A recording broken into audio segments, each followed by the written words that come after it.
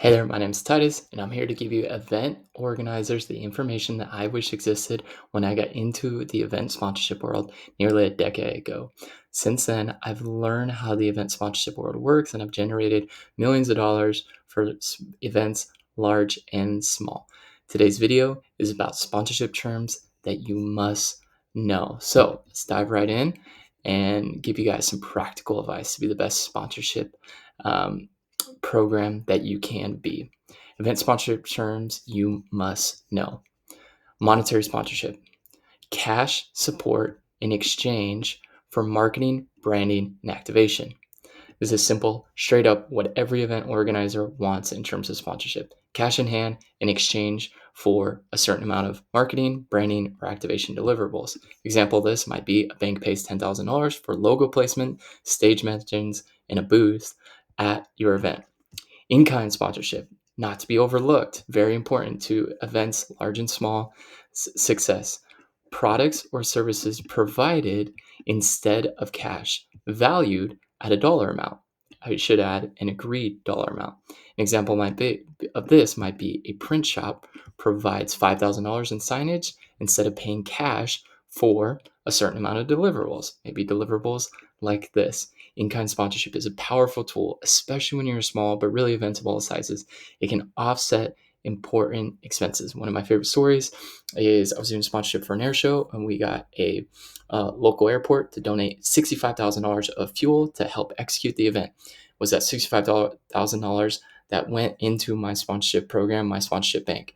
No, but it helped offset the cost of the event.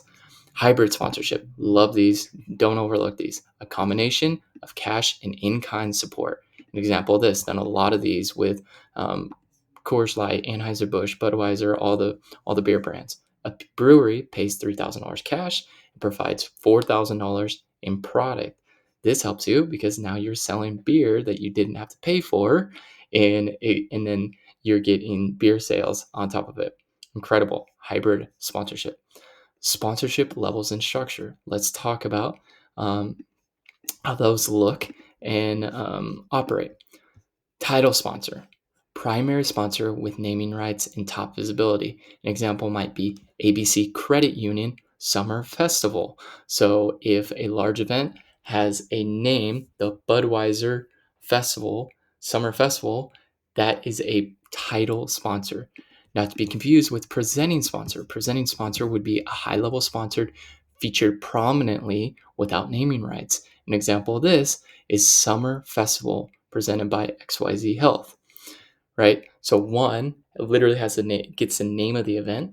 The other one is presented by a sponsor. Gold, silver, bronze sponsors, don't recommend you calling your packages these. I recommend not doing packages at all, but doing custom proposals for each. But if you want to go that route, these are tiered sponsorship levels with defined benefits. An example might be gold includes booth and stage mentions, silver includes logos only, bronze includes website and placement. Supporting sponsor, these are entry level sponsorships focused on visibility. Example might be a local realtor wants their logo on a website and event signage for $1,000. They don't want to have a booth. They don't want to interact with people. They really just want to support the event. And that's same. Sometimes these are called media or branding sponsors as well. Category sponsor, exclusive sponsor within a specific industry. An example might be one gym is the only fitness sponsor at the event. So you can be the category sponsor. We are the gym sponsor. We sponsor a specific category. Another one of these is more like a contract and a legal term, exclusivity clause. Only one sponsor allowed per category. An example, a lot of these food and beverage, because they don't want competing, right? So beer wants to be the only beer. So there's not a bunch of beers out there that they're competing with, hitting into their sales, hitting into their branding. Example, if a coffee brand sponsors, no other coffee brand participates. I want to make a note here. They pay for exclusivity. This is more money in your pocket, right? You don't give this for free, right? You charge more for this opportunity. Another type of sponsor I want to add on here is an exhibitor. These are people, they don't want sponsorships. They don't want to be a sponsor. They don't want advertising, public address, and mentions. What they want an exhibitor is footprint only. So they just want or on-site activation. They don't want any of the other things. They don't want to be a sponsor. They don't want logo recognition, PA address announcements. They want to be an exhibitor. They want to be interacting with your crowd. That's it. We would call these exhibitors, right?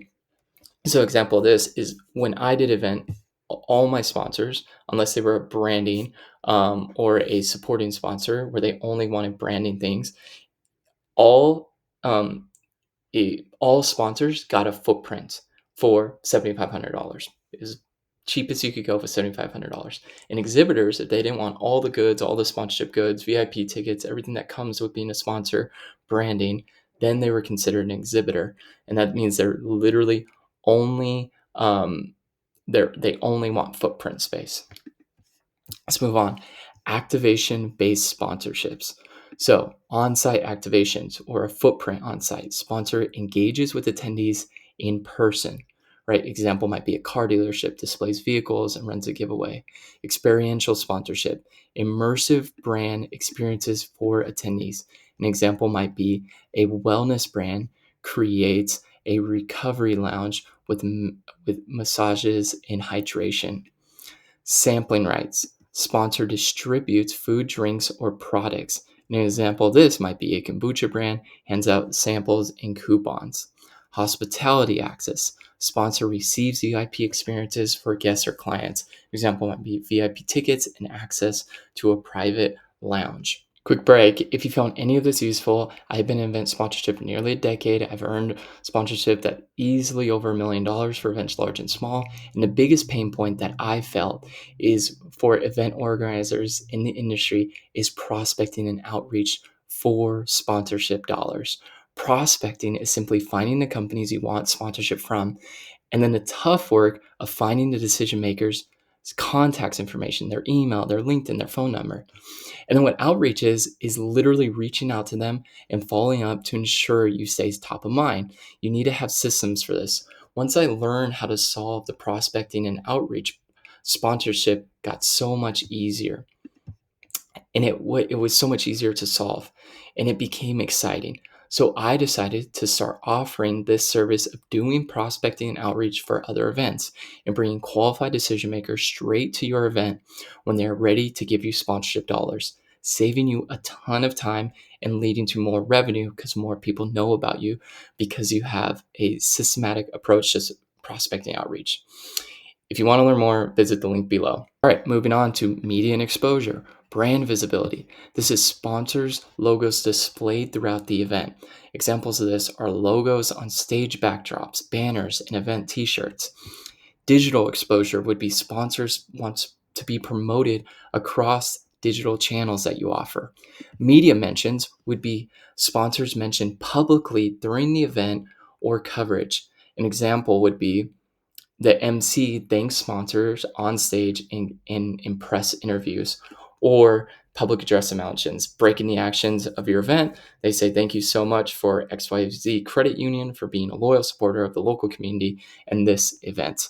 Content rights. Sponsor can use event photos, videos, or your event logo for marketing.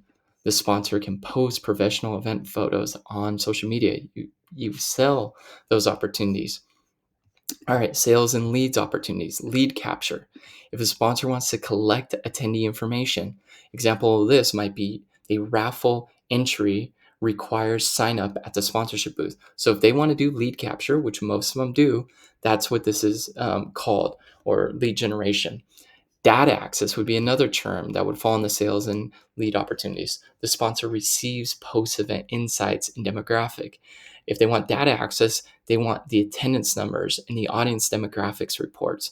Remember, these are just terms you need to know that come up in conversation. So if a company says, hey, well, are we going to receive the post-event data access? You can say yes or no to that. Promotional rights. Sponsor promotes offers tied to the event. So example of this would be event-only discount cards handed out to attendees. Really popular with local tire shops, oil change shops. Right? You come in from XYZ event and get 15% off your oil change, $15 off your oil change. What this does for them on the company side, they know how many people came in and used the coupon, so they know if that event sponsorship was worthwhile. Relationship-based sponsorship. Custom sponsorship. Packages that are built around a sponsor's specific goals. The example wants emails and content placement instead of a booth. All sponsorships, unless they're exhibitor, should be custom, in my opinion, because you hear about their goals, what they want to accomplish, and then you create custom packages that are best going to help them accomplish those goals. A simple example of this, if they really just want to have iPads out and collect emails, then you sell them a higher sponsorship for footprints at your entrances and exits, because that's all they care about. That's what they want. They don't want all the fluff. So you create a sponsorship that meets that goals. Strategic partner, long-term sponsors across multiple events. Examples might be a hospital sponsors all the major events of the years. If you're a touring 5K and you do 5Ks in 20 states, stacking sponsors, getting one check up front, and they get to be a part of all your events. Or if you do monthly events. Community partner, a sponsor's focus on goodwill and local support. An example of this might be a local nonprofit promoted as a community supporter. Another little tip here is you can give discounts to nonprofits if they prove that they're a 501c3 or a nonprofit status. Then you can give a discount. This allows to work with their budget, get you more sponsorship dollars, and everybody wins. Okay, closing out this video, this was all the terms that you need to know to be an expert in event sponsorship so you sound good in all your conversations. So hope it was helpful for you and gave you practical advice. Like, subscribe, leave a comment of any terms that I left out. This is just a 30,000 foot view. You can get nitty gritty on all these, but hope you enjoyed it. Excited to drop another video.